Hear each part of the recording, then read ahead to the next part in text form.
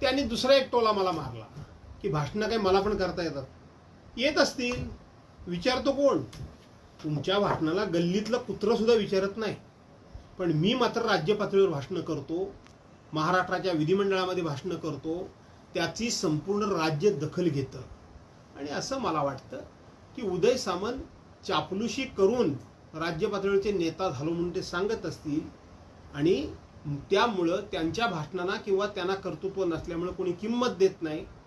मला संपूर्ण महाराष्ट्रामध्ये लोक माझा चाहता वर्ग झालेला आहे, माझा फॉलोअर्स मोठ्या प्रमाणामध्ये आहे.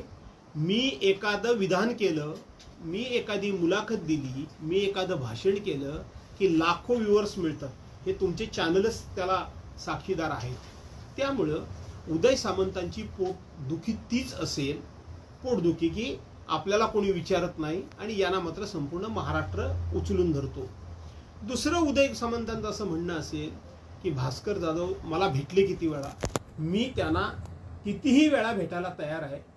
तुमच्याकडे उद्योग खातं आहे, या उद्योग खात्याच्या माध्यमातून टीका टिप्पणी करणं, आरोप प्रत्यारोप करणं, चापलुशी करून पदं मिळवणं, यापेक्षा मिळालेल्या पदाचा फायदा आपल्या रत्नागिरी जिल्ह्याला किती तुम्ही करून देतात, याच्याकरता तुम्हाला एक वेळा काय मी 4 वेळा सुद्धा भेटायला तयार आहे.